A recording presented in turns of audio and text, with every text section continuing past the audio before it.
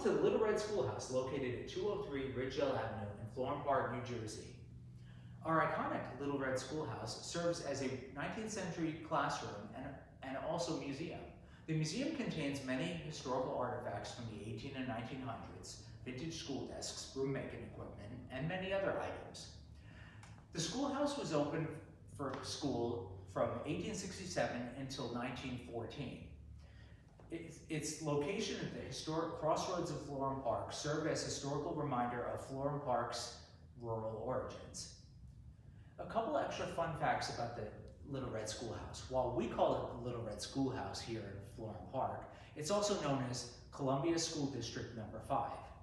It also serves as Florham Park's icon, appearing on the town stationery, on the side of first responder and public works vehicles, and also on the Florham Park flag.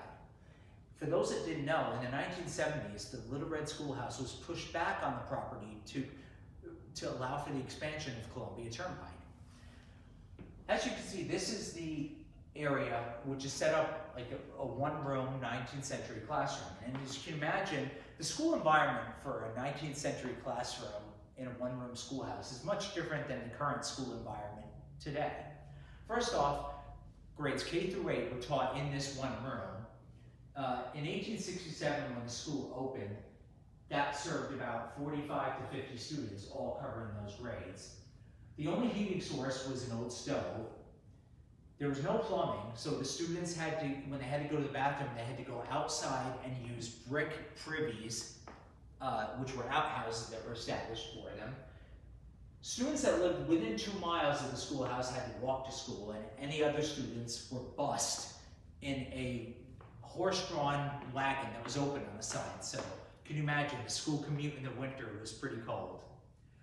Now, as you can see on the board here, Miss G. Pruden's name is listed on the board. That references Miss Geneva Pruden, who was hired to teach at the Little Red Schoolhouse in 1897.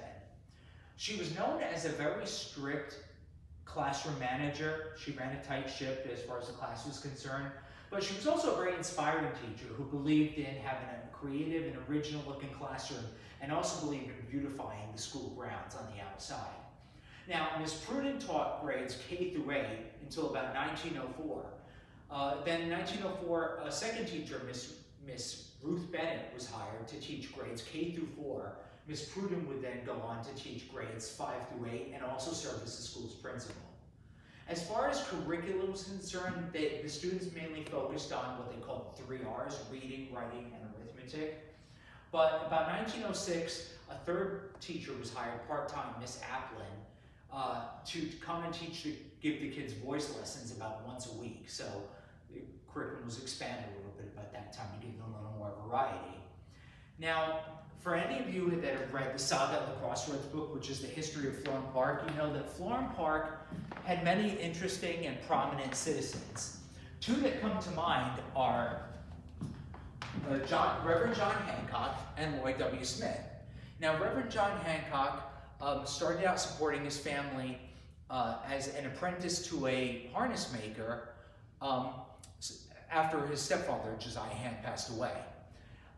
Later on, he would go and become a Methodist minister, and a very dedicated one. He actually gave sermons in the living room of his home, located on Ridgedale Avenue. This is a picture of Reverend Hancock and his wife.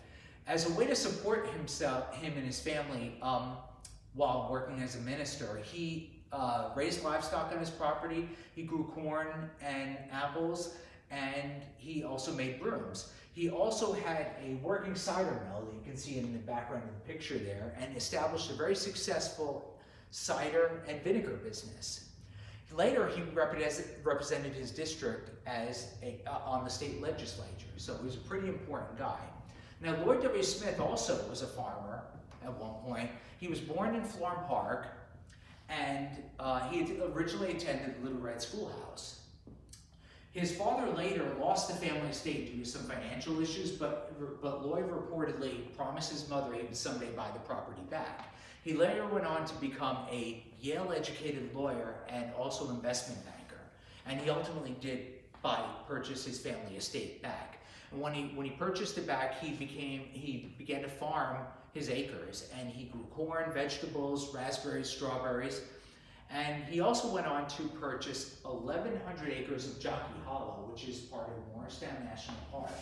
And he did this because he knew that that piece of property was once the campground for the Continental Army of the United States, and he knew that if he wanted to purchase it to protect it from other real estate developers that he knew were trying to buy it and turn it into something else. So he wanted to preserve it.